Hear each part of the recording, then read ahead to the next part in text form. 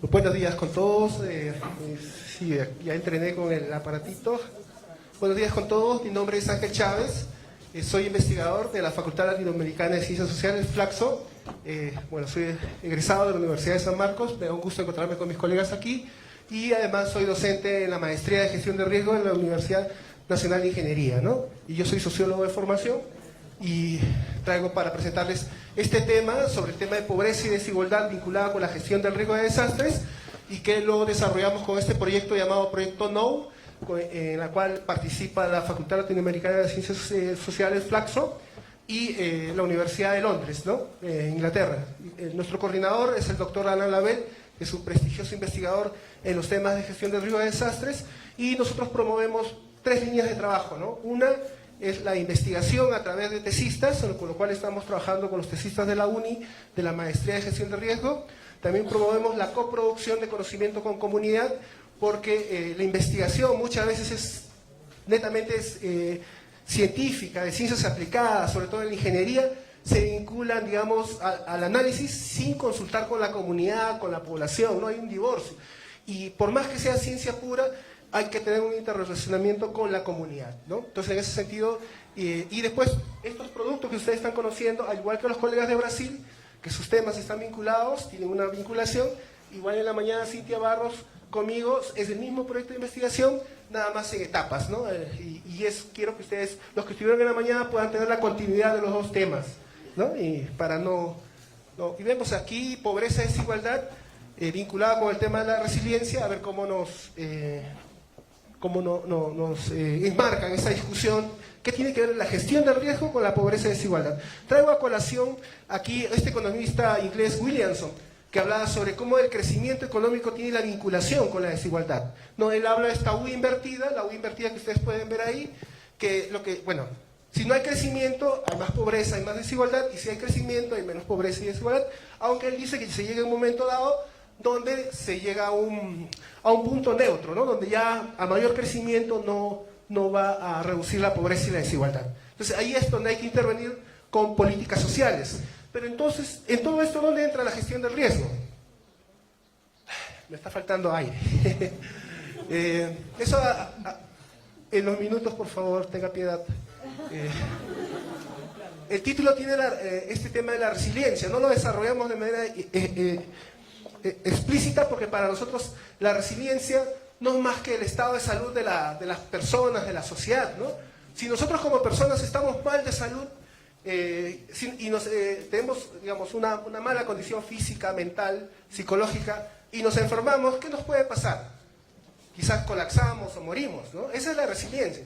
Tenemos una buena resiliencia, vamos a superar las adversidades. Si tenemos una mala resiliencia, obviamente cualquier cosa nos puede hacer mucho daño, ¿no? Entonces, en ese sentido, aquí lo expresamos, ¿no? La pobreza es una expresión de una mala resiliencia, ¿no?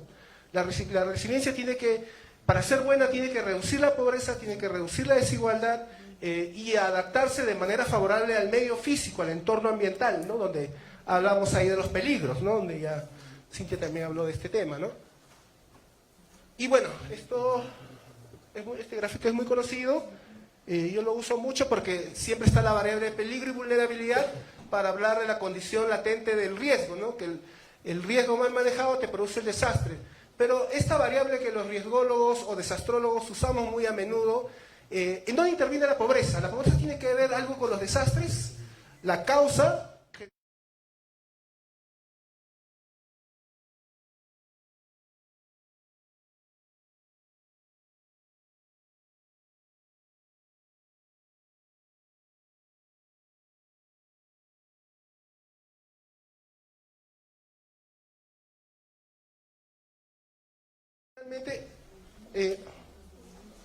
Finalmente pueden generar condiciones de vulnerabilidad.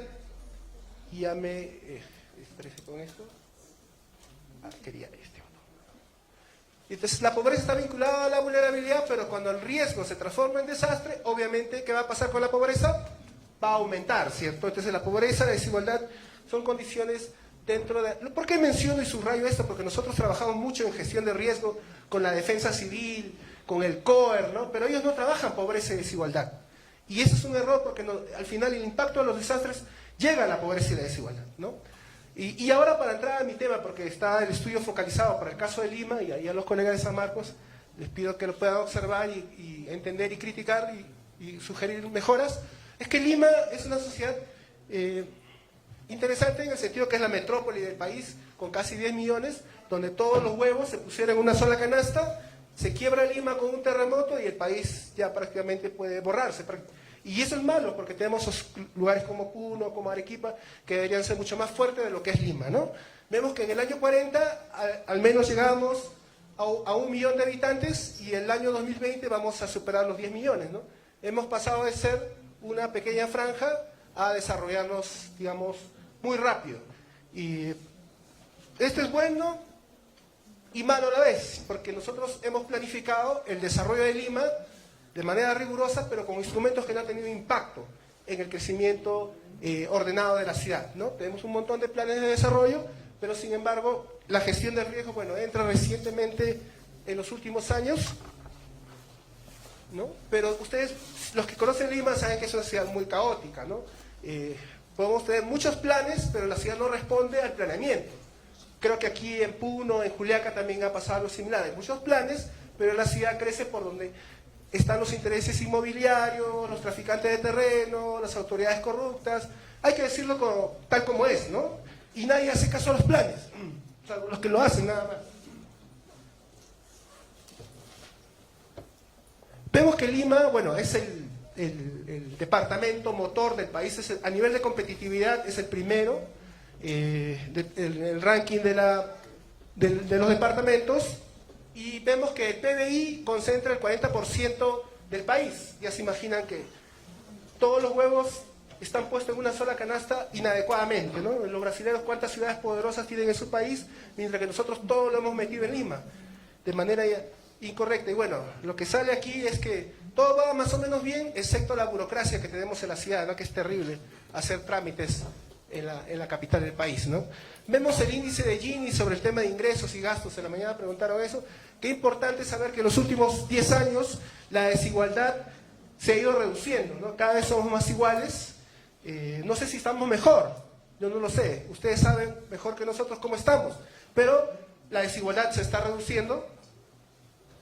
Y vemos aquí, lo que este gráfico nos indica es que, claro, en Lima, los distritos que la conforman, que son los 50 que se mencionó en la mañana, salvo algunos, hay un nivel de desigualdad importante, pero en general somos iguales. Y creo que aquí o más adelante, igual lo digo ahora, creo que somos igualmente pobres, ¿no? Hay un nivel de igualdad, pero en un elemento estancado, como diría Williamson, ¿no? Me falta ir otra vez, la pobreza monetaria.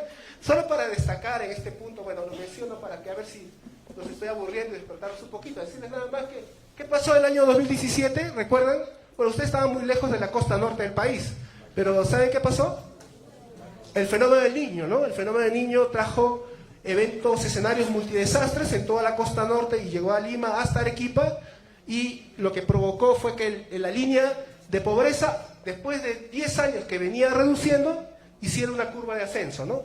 300.000 personas en Lima pasaron a pobreza, que es pobreza monetaria total, ¿no?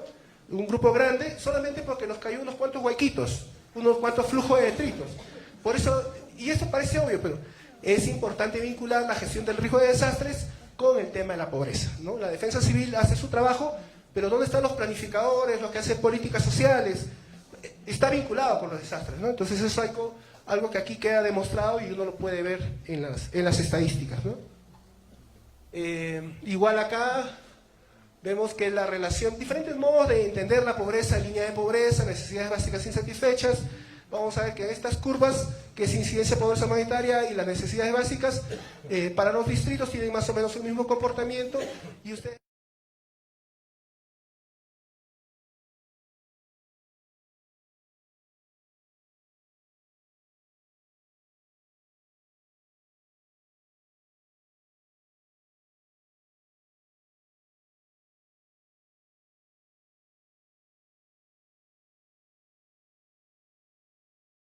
Este año el desorden que hubo por la ruptura de una tubería central, 1 millón de personas se quedaron sin agua y desagüe solamente porque se rompió una matriz central, ¿no?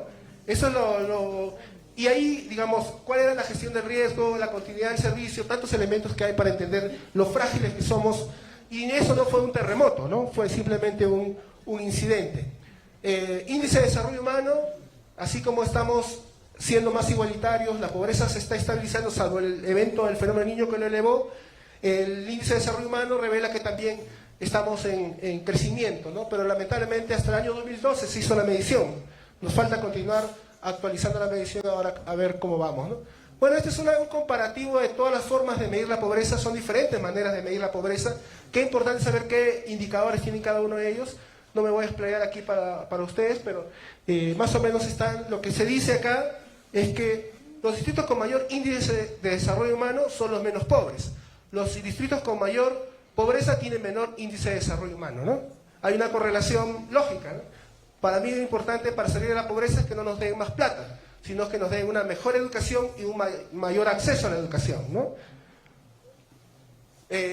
Algo más que quería mencionar, y estaban aquí los colegas de SUNAS que ya se acaban de ir, seguro los aburrí, pero lo que quería decir es que el problema de la anemia no está asociado, en el caso de Lima al menos, de repente en otros lugares sí, a la accesibilidad de los alimentos. No tenemos un problema de accesibilidad de los alimentos, está asociado más bien al saneamiento, a la mala calidad del servicio de agua y desagüe y a las inadecuadas prácticas de higiene. Y eso se muestra, digamos, a nivel de todas las clases sociales, ¿no? Principalmente de la periferia, pero los distritos de clase media también tienen problema de anemia. Entonces ellos no tienen un problema de que no tienen dinero o forma de acceder a los alimentos. Justo ahí llegamos, ¿eh? Entonces, importante recalcar que el tema de agua y saneamiento es importante, tiene un efecto directo sobre la anemia y no es un tema de accesibilidad a los recursos, y que finalmente eso también está afectando a la calidad de vida de la población en general, ¿no? Mencionar que ahora tenemos una pirámide, un rombito a nivel de niveles socioeconómicos o de clases sociales, como quieren entender, que antes era mucho más bajo en las clases pobres, ¿no? Las clases pobres eran más amplias y había mucha más pobreza. Ahora somos menos pobres, pero los desastres nos generan problemas y eso se expresa en estas estadísticas, ¿no? Los peligros a nuestra condición de pobreza y vulnerabilidad, también se mencionó en la mañana, tenemos un escenario sísmico, ¿no? Los rojos son ese es un mapa de microzonificación sísmica de Lima y Callao, y ven todos los lugares que están, digamos, de alto riesgo, de alto peligro sísmico que se tiene en la capital, ¿no? Este es el mapa de tsunami, de impacto del tsunami con dos...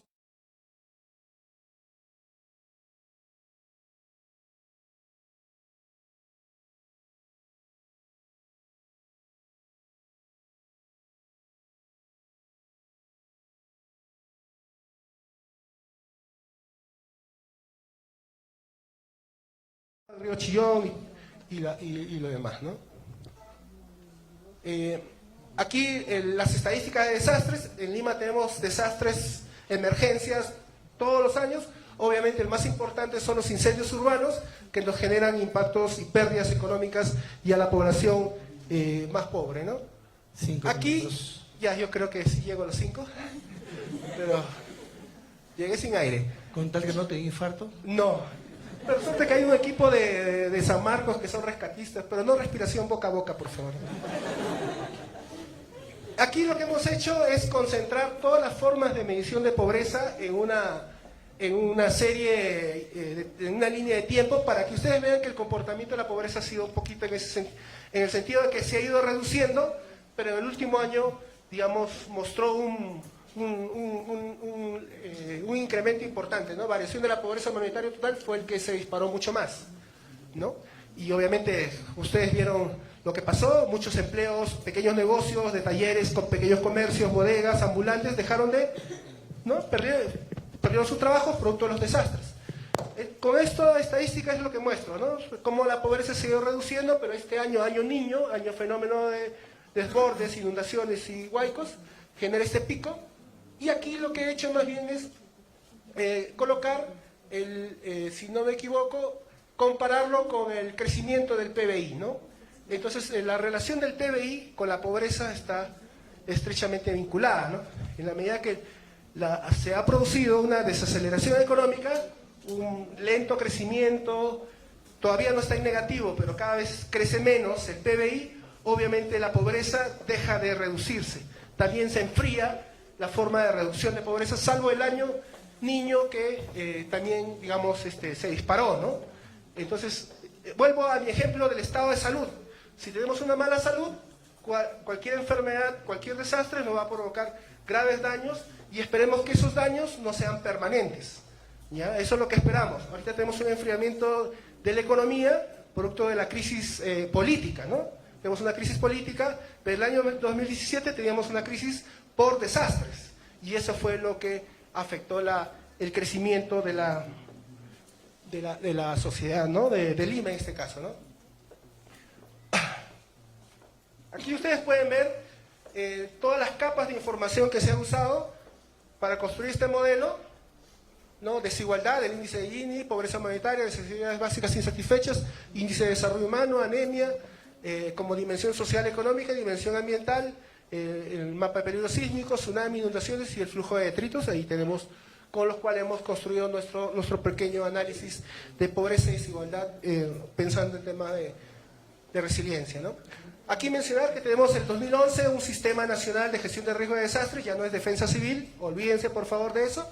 Tenemos un sistema que aboga mucho por el tema de la prevención, esperamos que todos sepamos qué es prevención, porque si no sabemos qué es prevención, entonces nunca vamos a hacer prevención, ¿cierto? Siempre en mis talleres de capacitación pregunto a los asistentes, ¿qué saben, cómo definen la prevención?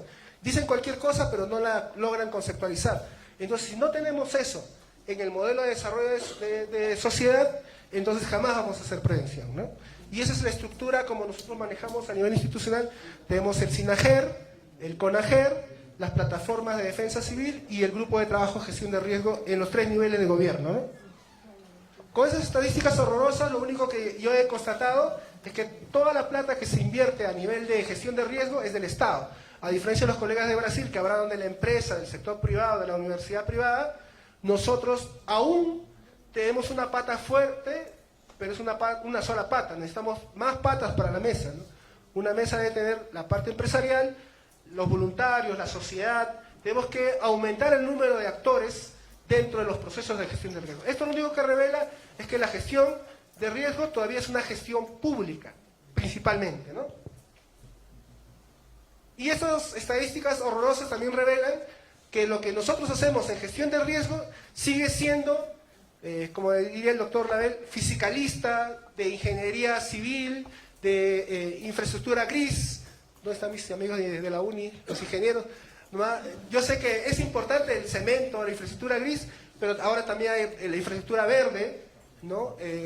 Hay que trabajar capacidades, los colegas que están haciendo manejo logístico, hay que trabajar capacidades, pero sin embargo todos nuestros esfuerzos en gestión de riesgo están yendo a infraestructura gris, a concreto, cemento y todo lo que... Y tenemos que cambiar el paradigma, ¿no? Ese es un desafío que tenemos.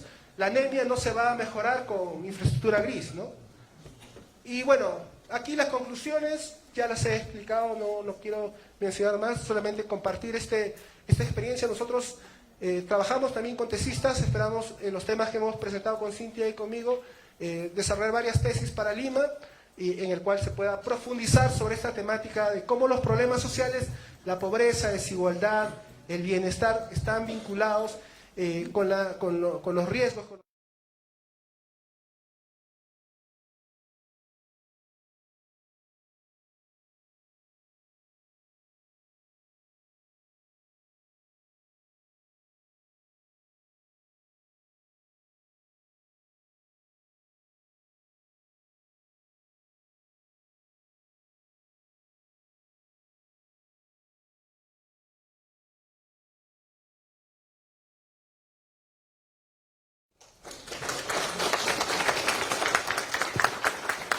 Gracias, Ángel. Toma asiento, descansa, por favor. No es fácil hablar 200 palabras por minuto, pero que tenemos un récord. Bueno, lo que sigue a continuación son las preguntas de ustedes, ¿no? Tenemos algunos minutos para que a los 2 primeros ponentes ustedes pueden hacerle preguntas, para lo cual nos pueden ayudar pasando el micro. Y luego entrar el panel con los otros 2 ponentes. Hola, buenas tardes. Buenas tardes. Yo tengo una colocación y una cuestión para Ángel. ¿Ya? Usted colocó que, así como los colegas de Brasil, en Brasil no trabajamos con iniciativa privada, mas não é verdade. No Brasil, quem responde à gestão de riscos e desastres é a Defesa Civil Nacional, assim como acá. Acontece que a Viviane apresentou sobre sua instituição, que é uma instituição privada e tem parceria com empresas. Isto é uma coisa. Outra coisa, sim, é a questão de gestão de desastres nacional, que é responsabilidade, sim, do governo brasileiro. Referente a sua pesquisa, porque eu trabalhei em meu doutorado com modelagem matemática. Uma das minhas dificuldades, estás entendendo meu portunhol, não? A primeira sim? Irei tentar fazer melhor. Em minha tese de doutorado, eu trabalhei com modelagem matemática, ok? Com modelo para processos em gestão de desastres. Uma questão que tivemos muito rica e muito importante, justamente foi índices de vulnerabilidade. Por quê? Isto trabalha com muitas variáveis, muitíssimas variáveis. Essa é minha preocupação, porque não somente questão de pobreza, índice de pobreza, né? Mas também variáveis quanto à questão de seguranças, quanto à questão de como isto está em andamento. Eu sei que isto é muito preocupante e muito difícil, porque em determinado momento o índice é 1. Dependendo que quanto adianta o tempo, esse desastre continua, índice é outro. Para trabalhar com modelo, cálculo, isso é muito preocupante. Precisa de algo que seja dinâmico. Né? Em sua pesquisa, você está olhando para isso também? Com a questão de dinâmico, processo dinâmico, ¿entendés?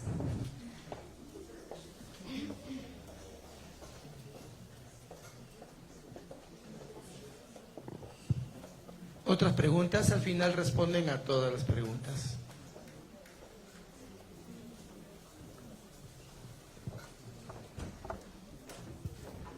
Ya. Buen día, les saluda Claudio Ramos de Senami.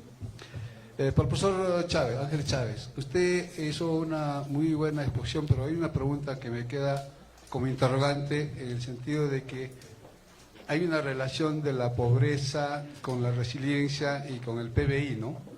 Y ¿por qué le pregunto? Porque estamos aquí en Puno monitoreando un proyecto de sequía binacional y entre una de las acciones que debemos desarrollar es acciones de prevención, ¿no es cierto?, frente a la sequía, que significa planes, acciones, digamos, de adaptación.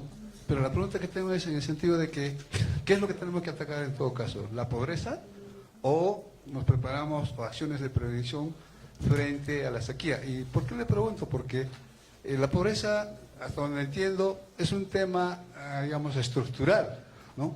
Y, digamos, porque cuando cae el PBI, cae la pobreza, o siempre es como, seguro los indicadores que usted lo analiza, ¿no? Entonces, con un proyecto podríamos resolver, ¿cómo podemos orientar? En este caso, por ejemplo, la resiliencia, ¿no? Y dicho de paso, le saludo, ¿no? Porque usted ha sido uno de los profesores del diplomado que tuvimos aquí. Muchas gracias por la respuesta.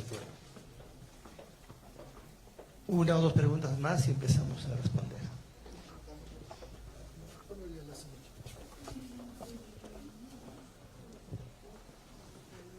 Buenos días con todos, felicitándole a la expositora brasileña y a Ángel, ¿no?, por su excelente exposición.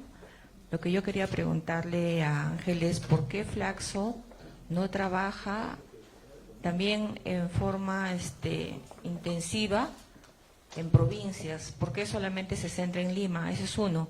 Dos, ¿por qué si la gran cantidad de personas saben que se necesita desarrollar el país, nuevos frentes, ¿no? O sea, potenciar ejes de desarrollo en otras partes del país que no sea necesariamente Lima, ¿por qué no se está trabajando en eso? ¿No? Ese es mi gran interrogante, porque como tú lo has dicho, si Lima sufre un desastre, un simple sismo de 8 o 9, prácticamente el país, todo el Perú, quedaría en crisis, porque todo está concentrado en Lima. La educación, la salud, todos los ministerios, etcétera, etcétera, etcétera. Gracias.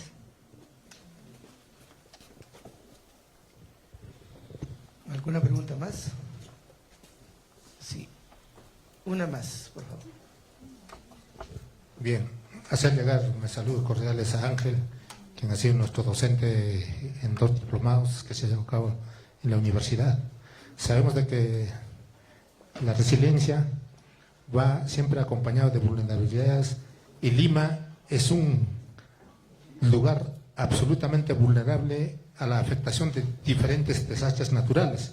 Entonces, si supiéramos de que por las fuertes precipitaciones pluviales ocurren lo que son los huaicos, pero también ocurren, generalmente, últimamente ha ocurrido lo que es la salida, digamos, del mar. En ese sentido, está sujeto a mucha vulnerabilidad, a un peligro inminente. De manera que consideramos que este aspecto se debe tomar en cuenta cuando usted en su exposición ha manifestado, pero sin embargo quisiéramos que nos aclare a efectos de que no solamente puede ocurrir en Lima, pero obviamente que como ciudad capital, Lima está propensa a muchas vulnerabilidades, pero también las otras ciudades, digamos, en población como es Arequipa, Cusco y Trujillo, ¿no? Entonces quisiéramos que nos aclare ese aspecto a efectos de poder tener un claro conocimiento de lo que es la gestión de riesgos de desastres. Muchas gracias. Antes quiero hacer también una pregunta a Viviane, ¿no?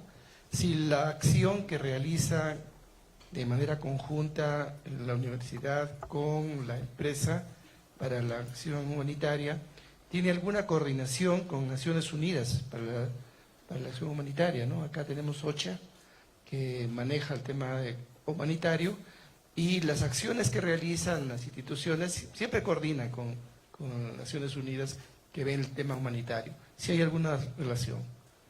Bueno, creo que es más fácil que puedas empezar a resolver, porque tiene que resolver cómo responde Ángel después, las horribles estadísticas que nos ha presentado.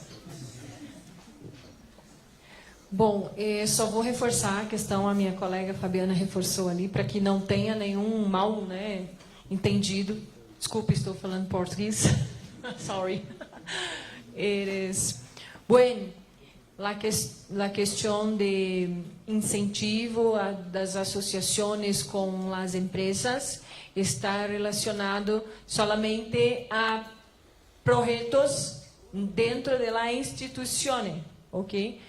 Não tem, como a professora Fabiana falou, el Defesa Civil que é responsável por questões de gerenciamento, gestão de riscos e desastres, certo?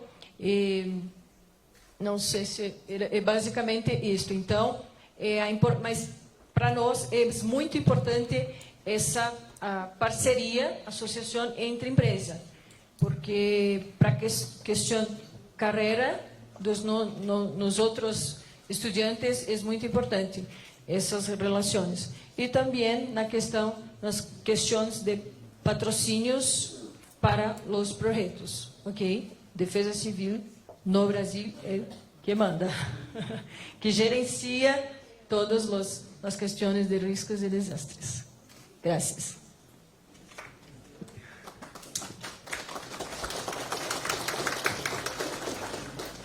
Hola, no sé cómo empezar. Pido a mi colega de Brasil, más bien si podemos conversar bilateralmente. Creo que tengo un grave problema en captarle la pregunta y no quiero responder algo que seguramente no es exactamente lo que me estaba preguntando, ¿no? Yo ofrezco unas disculpas, pero sí quisiera de resolverlo de manera bilateral, ¿no? Las otras preguntas trataré de tomarlas a los colegas que estudiaron conmigo en el diplomado aquí en la UNE de Puno y que me dio el honor de ser docente. Yo estoy agradecido, aprendí mucho con ustedes aquí y en ese momento, que fue un proyecto con CARE, USAID, y que se desarrolló adecuadamente. El tema de la sequía, no quiero entrar a hablar de manera específica. Lo único que quiero decirles a ustedes, y es lo mismo que le hablé para Lima y es válido para Puno, que los desastres es solamente una manifestación de un inadecuado proceso de desarrollo sostenible, un mal desarrollo sostenible. Entonces, el problema que nosotros tenemos acá en Puno no es la sequía, porque ese es el desastre. Son las condiciones previas que hacen que la sequía sea bastante destructiva, que están asociados más bien a las condiciones de vulnerabilidad, ¿no?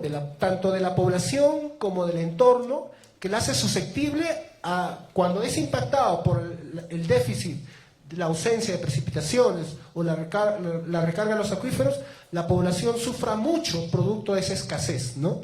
Entonces, ahí es grave que la gente tenga anemia, que la gente tenga desnutrición, que la gente tenga enfermedades respiratorias agudas. Esos son los males del desarrollo y los que aumentan el impacto de la sequía, ¿no? y de las bajas temperaturas.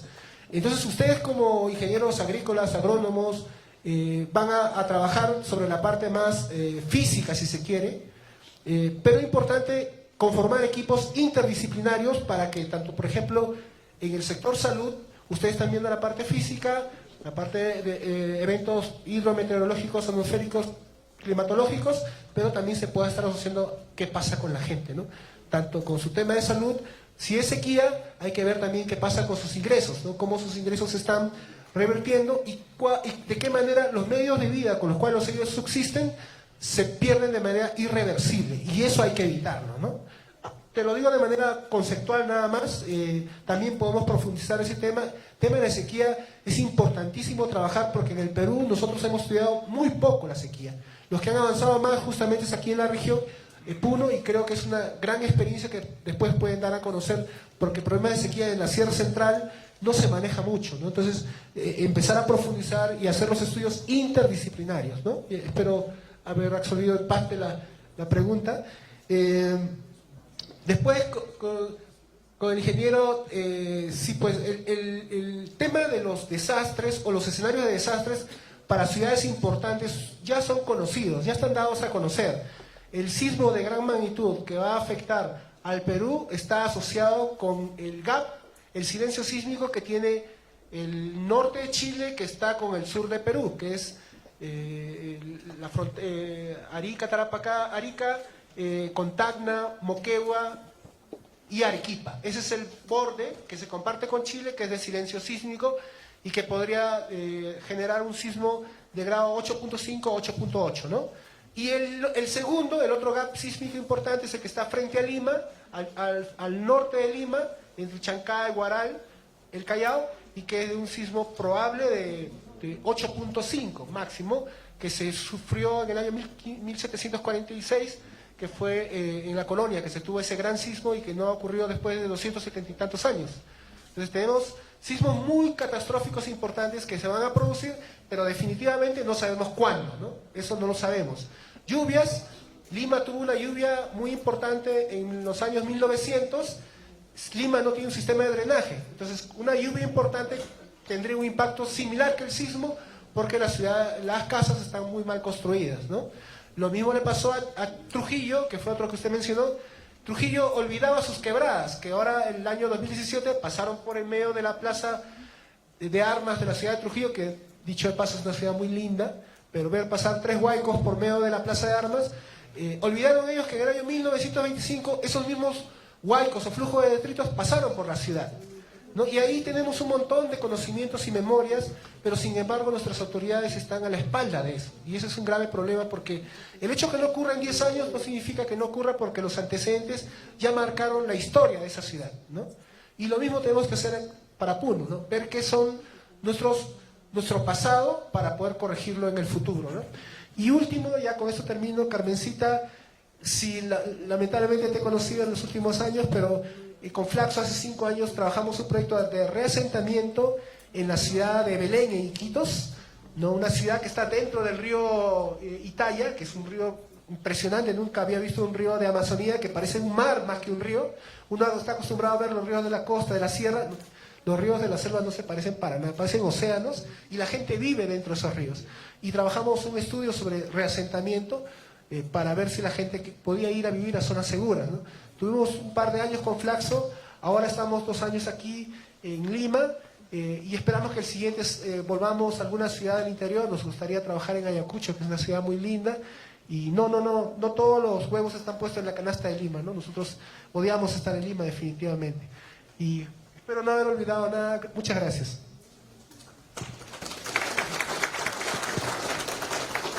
Bien, con estas intervenciones cerramos esta primera parte.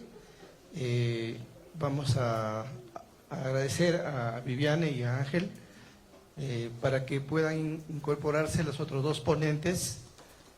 Alex Mamani, tengo entendido que es ponente, igualmente Javier Pinedo y Orlando Mamani, en esta segunda parte.